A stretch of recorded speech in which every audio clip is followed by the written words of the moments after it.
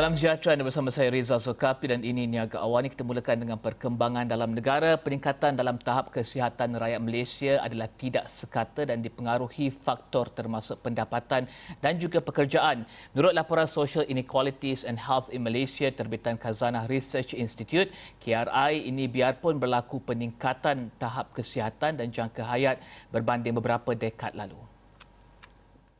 Menurut laporan KRI, jangka hayat masih belum memadai sebagai petunjuk taraf kesihatan penduduk. Ini terutama dengan ramai rakyat Malaysia mempunyai masalah kesihatan seperti sakit jantung, sakit belakang dan penyakit mental. Jumlah ini dilihat ketara di kalangan warga emas.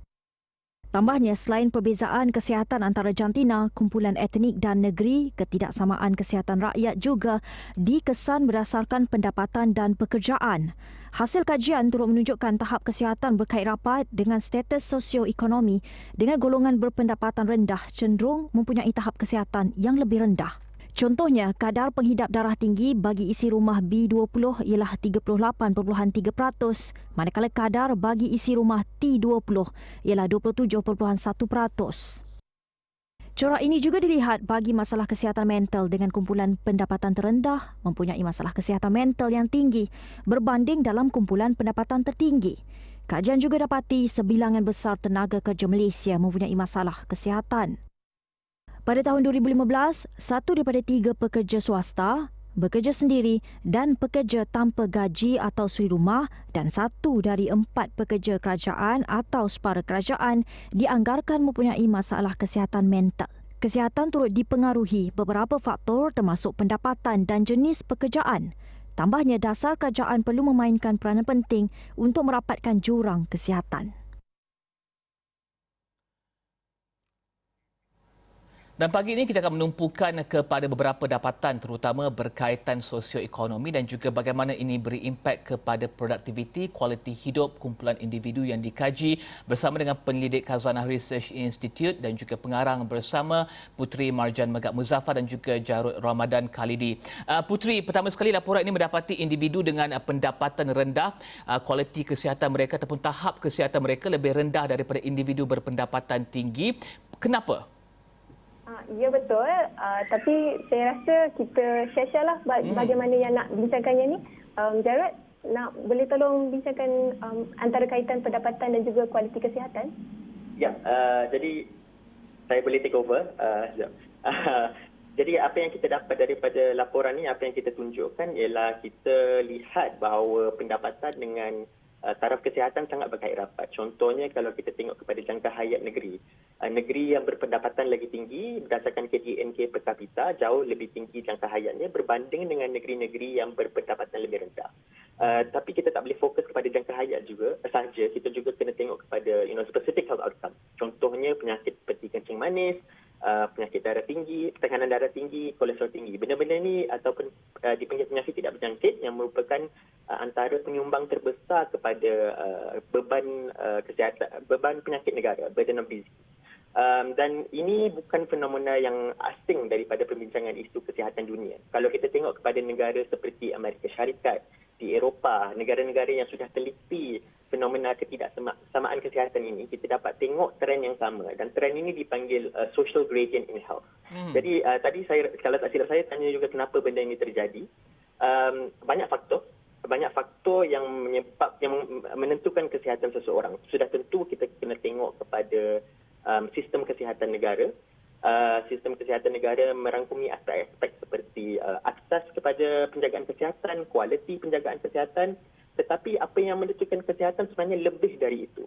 Bila kita cakap pasal social status, kita perlu tengok kepada social factors juga, faktor-faktor yang terikat rapat dengan social status seseorang, termasuk dia punya persekitaran fizikal seperti keadaan rumah, keadaan di tempat kerja, dia punya keadaan psikososial, maksudnya tekanan hidup yang dia alami dan juga amalan dan tabiat tingkah laku semua begitulah. Okay. Saya bagi contoh. Teruskan.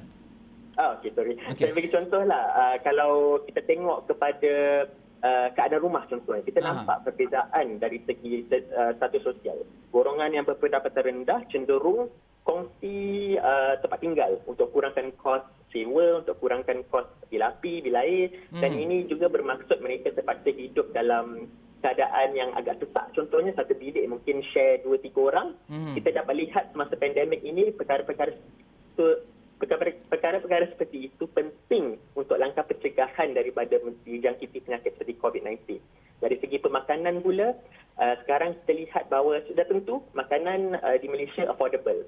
Tetapi apa sebenarnya makanan yang affordable itu? Dalam literature, dalam kajian kita katakan ada makanan yang murah tetapi mereka calorie dense, nutrient deficient. Maksudnya tinggi kalori tetapi kurang dari segi vitamin, kurang dari segi mineral. Dan ini penting pasal kita dapat lihat bahawa kanak-kanak kita contohnya ada banyak masalah pemakanan, banyak terlalu pendek untuk umur mereka, banyak yang terlalu gemuk juga. Jadi ada a bit of double burden di situ. Okey, dan Putri, kita juga tahu kesan apakah kesannya kualiti kesihatan rendah di kalangan kumpulan berpendapatan rendah ini, terutama kepada produktiviti, kualiti hidup, sumbangan kepada ekonomi dan juga masa depan mereka. Sebentar tadi Jarod menyatakan bahawa antara penyumbangnya adalah keadaan rumah contohnya, diet contohnya. Adakah ini juga akan memberikan kesan kepada output mereka pada seterusnya?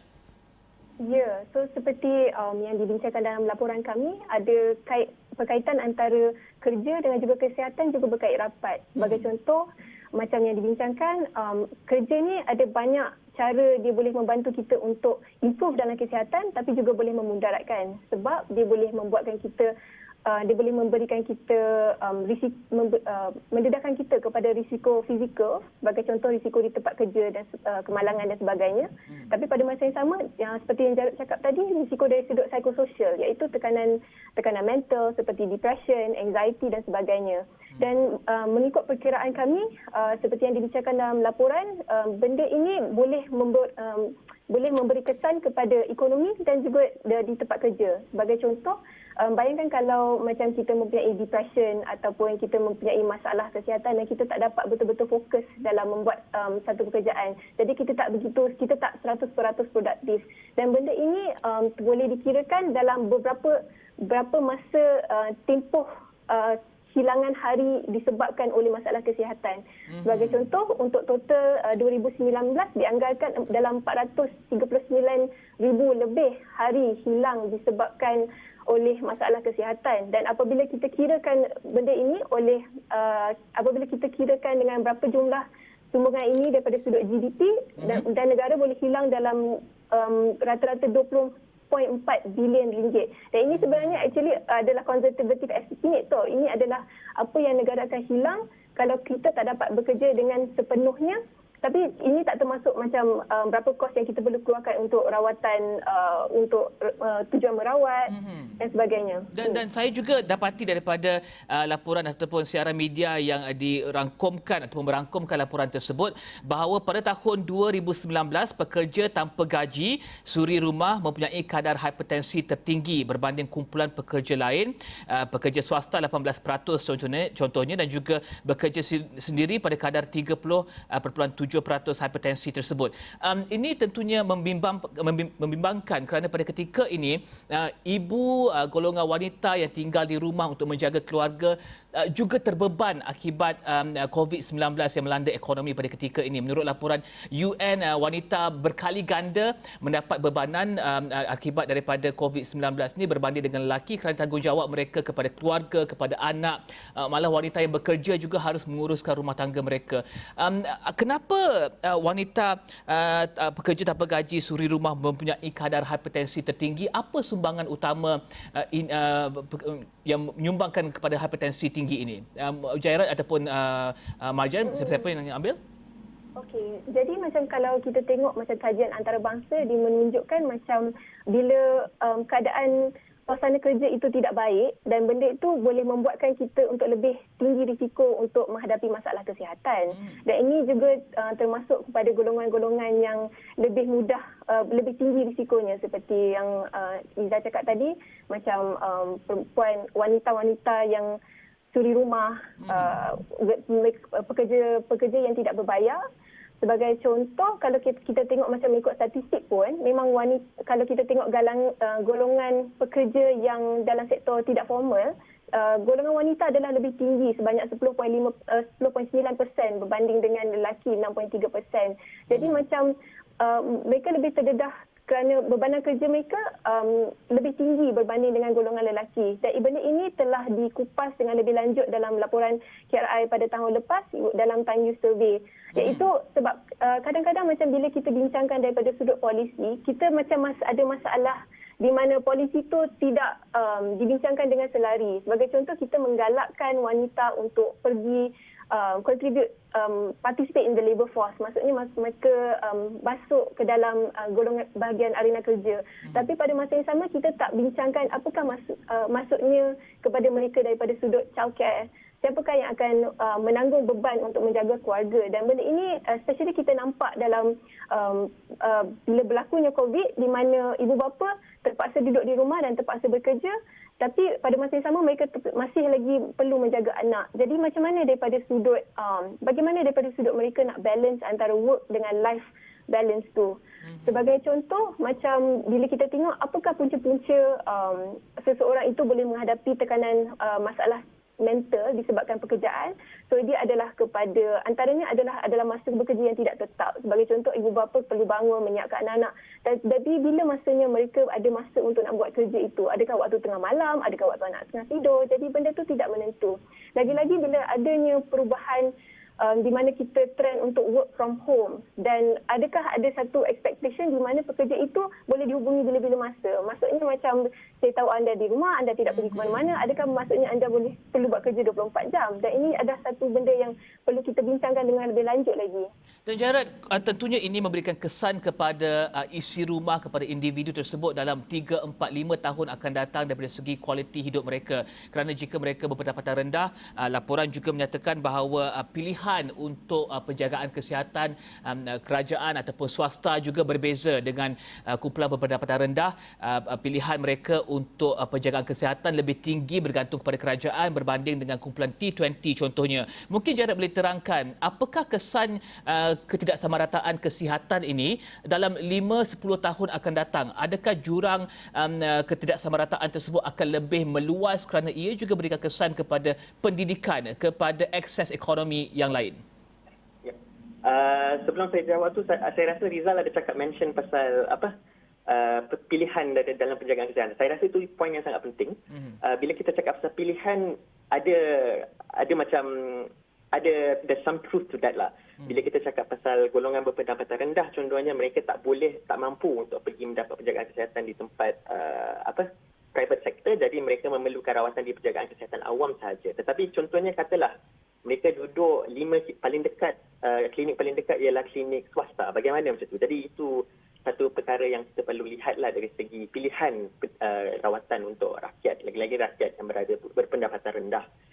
Dan kita lihat juga dalam laporan bahawa terdapat a high dependency of the population terhadap penjagaan kesihatan awam. Saya rasa satu daripada 2 golongan dalam kuintil 4, maksudnya just below top T20, hampir semua pergi penjagaan kesihatan awam apabila menghadapi masalah kesihatan yang agak major. Contohnya perlu dibedah, perlu melahirkan anak. Dan untuk T20 juga agak banyak, 2 daripada 5. Jadi kita lihat ini likely contribute to the overpopulation, overcrowded, congested situation in the public health sector lah. Lepas tu dari segi kesannya kepada ketidaksamaan kesihatan, melainkan terdapat dasar yang lebih menyeluruh untuk memastikan tiada siapa yang ketinggalan. Saya rasa walaupun ini saya bukanlah crystal ball, saya rasa situasi akan bertambah lagi teruk, melainkan kita buat sesuatu lah dari segi dasar. Satu dasar yang kita boleh tengok, satu dasar yang perlu kita utamakan ialah invest more in preventive care, laburkan kepada rawatan pencegahan. Ini bermaksud memastikan bahawa terdapat kempen kesihatan yang menyeluruh untuk memastikan rakyat sedar langkah-langkah pencegahan yang boleh diambil untuk memastikan keadaan kesihatan mereka tidak menjadi lagi buruk. Contohnya kepada penyakit diabetes, penyakit tidak berjangkit lain, penyakit tidak berjangkit seperti tekanan darah tinggi dan lain-lain lah. Ini termasuk juga program vaksinasi, ini termasuk juga program pemakanan di sekolah. Kanak-kanak kita ialah golongan yang seterusnya akan memimpin negara, jadi kita perlu pastikan kita labur secukupnya untuk memastikan anak-anak kita tumbuh dari segi fizikal dan mental sebaik-baiknya. Rancangan makanan tambahan contohnya boleh diperbaiki lagi. Jadi itu satu area yang saya rasa kita patut perbaiki dari segi preventative care. Dan kita juga Maaf Jared, ya, saya ingin mencelah sikit Jared ya. Jared, data ini adalah data daripada tahun 2019 Jared ya. Tetapi apakah perbezaan yang sangat ketara jika kita lihat kepada keadaan semasa pada ketika ini? Adakah ketidaksamarataan ini juga meningkatkan lagi risiko kumpulan yang berpendapatan rendah untuk mendapat COVID-19 contohnya? Saya tahu ada slide tersebut yang menyatakan bahawa pendapatan rendah juga memberikan risiko tinggi kepada kumpulan ini untuk mendapat COVID-19. Adakah Jared lihat bagaimana data 2019 berbanding dengan keadaan semasa 2020? Ya, anjuran saya ialah akan menjadi tak positif lah. Satu sebab saya katakan ini ialah kalau kita tengok kepada prevalence kadar penyakit yang kajian menunjukkan meningkatkan risiko kepada COVID-19 yang lebih berbahaya. Pre-existing health conditions. Ini termasuk diabetes, sakit jantung. Benda-benda ini selalunya lebih tinggi dalam kalangan B20 dan golongan yang berpendapatan rendah lah. Jadi kalau kita ambil daripada maklumat itu sahaja, saya anggarkan ketidaksamaan kesihatan dalam pandemik ini akan menjadi lebih teruk. Tetapi ini juga memberikan satu peluang lah bagi saya untuk bercakap tentang data. Okey. Setakat ni apa yang saya boleh cakapkan pasal ni semua guessing, semua guesstimate. Jadi kita perlukan lebih data yang mementingkan mengambil maklumat berdasarkan social status sekali. Itu jadi dengan maklumat seperti itu, data yang lebih disaggregated akan memberikan kita peluang untuk membuat conclusive remarks again about how inequality in health has changed over time, termasuk dalam pandemik ini sekali. Dan Marjan, terakhir sekali, kita melihat berdasar apa yang dikatakan oleh Jared sebentar tadi. Saya tahu saya ingin juga menyentuh berkenaan dengan dasar saranan polisi yang boleh diberikan kepada kerajaan. Saya tahu dalam siaran media ini dan juga laporan dinyatakan bahawa dalam merancang dasar nasional bagi meningkatkan kesejahteraan negara, baik perancangan bandar, pendidikan atau perindustrian, dasar tersebut haruslah mempertimbangkan impak terhadap kesihatan. Maknanya kesihatan itu harus jadi komponen penting pembuatan dasar di masa hadapan, bergerak ke hadapan. Adakah ini hanya untuk jarak ke hospital? Bagaimana, apa yang kita boleh lihat daripada baca daripada konklusi ini, Marjan? Okey, terima kasih Rizal. So sebenarnya antara benda yang kami tekankan dalam report adalah apabila kita dalam proses untuk membuat dasar, kerajaan perlulah mengambil an intersectoral approach ataupun whole of government approach, di mana seperti yang Rizal cakap tadi, macam apabila kita membuat satu dasar, kita perlulah melihat impak dia kepada kesihatan. Sebagai contoh, satu contoh yang paling jelas adalah daripada sudut perumahan. Apabila kita membuatkan a standard for a decent house. So tahu tak Riza, untuk Malaysia sekarang ni 2020, kita masih tak ada lagi a standard, a national standard of what is exactly is a decent house. So benda-benda ni macam contoh kita tahu bila kita mendesain rumah contohnya, macam kita perlukan kaki persegi yang berpatutan untuk melakukan penjarakan COVID contohnya. Tapi pada masa yang sama persekitaran rumah yang kondusif tu juga memberi impak kita kepada kita punya kesihatan mental. Satu contoh lain adalah macam di mana Kementerian Pendidikan contohnya, apabila mereka nak mendesainkan pemakanan makanan yang perlu disediakan di sekolah. Contohnya, macam benda itu perlu dibincangkan dengan Kementerian Kesihatan to make sure that the food that is provided at school adalah affordable dan nutritious. Dan mereka juga boleh bercakap dengan contohnya Kementerian Pertanian apabila dan boleh meminta kepada petani-petani lokal untuk supplykan makanan. So bukan sahaja nutritious tapi affordable. Tapi pada masa yang sama boleh menggalakkan lagi ekonomi untuk golongan petani. So kita nampak all these different policies coming together to make sure that benda ni boleh dilihat impak kepada kesihatan. Okey, terima kasih Pelidik Khazanah Research Institute dan juga pengarang bersama Puteri Marjan Megat Muzaffar dan juga Jared Ramadan Khalidi membincangkan berkenaan dengan dapatan daripada kajian Khazanah Research Institute Social Inequalities dan juga Health in Malaysia. Anda boleh dapatkan laporan penuh ini di laman web Khazanah Research Institute. Kita akan berehat seketika, kembali selepas ini.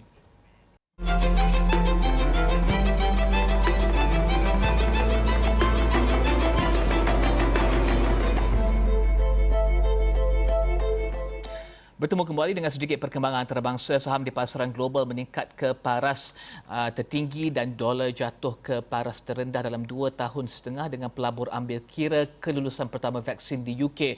Dalam masa yang sama, menurut Reuters, pelabur turut jangka pelan rangsangan Amerika yang baru susulan data pekerjaan yang mengecewakan. Terkini UK menjadi antara negara pertama atau menjadi negara pertama meluluskan vaksin COVID-19 keluaran Pfizer dan juga vaksinasi dijangka bermula minggu depan. Amerika dijangka memulakan vaksinasi seawal pertengahan Disember. Jika diluluskan pada minggu lepas, 307,000 pekerjaan baru diwujudkan di Amerika, lebih rendah daripada unjuran 410,000. Pada penutup, indeks Dow Jones naik 69 mata, S&P 500 naik 6 mata dan juga Nasdaq jatuh 5 mata. Harga minyak naik lebih 1% kepada sekitar $48 untuk minyak mentah Brent.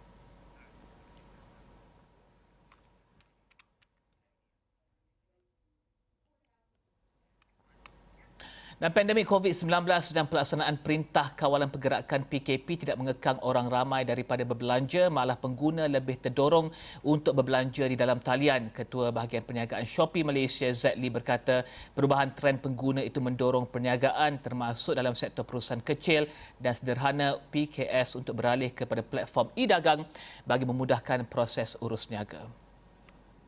Lee berkata trend tersebut menunjukkan peningkatan ketara apabila 200 juta barangan terjual menerusi platform Shopee kempen 11/11. Ia adalah peningkatan 3 kali ganda berbanding tahun sebelumnya. And I think what's very interesting is because of this MCO keeping everything home, we also see people buy a lot of snacks. I think in terms of snacks, we have 500,000 units sold in terms of snacks. A lot of this is Milo and accessories as well, hand sanitizers, etc. So essentially what you see is that there is definitely a huge growth in sales, especially this 11/11. The question, of course, is whether or not there's replacement sales because they couldn't buy things online coming online. Sementara itu, pakar ekonomi kanan UOB Malaysia Julia Goh berkata perbelanjaan penggunaan swasta akan terus menjadi pemacu utama pertumbuhan ekonomi negara pada 2021. Ia dijangka akan merangkumi sehingga 60% daripada keluaran dalam negara kasar KDNK negara. Justru, Goh berkata sektor peruncitan dan perkhidmatan luar talian perlu peka akan kepentingan e-dagang dalam persekitaran pandemik COVID-19.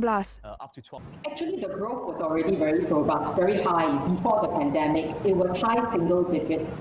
But as a result of the pandemic, I think some of the stats that Zed shared earlier, we are seeing that it's just accelerated. And I think some studies show what was achieved in 5 years, they did it in a matter of months, right? So I think for micro enterprises, for businesses, you have to take note that this is the trend going forward. And it's important that educate yourself, prepare yourself for what's to come in the future. Katanya, bagi terus memanfaatkan potensi pertumbuhan ekonomi digital, perniagaan boleh menggabungkan strategi luar talian dan dalam talian berdepan sebarang perubahan dalam trend perbelanjaan pengguna.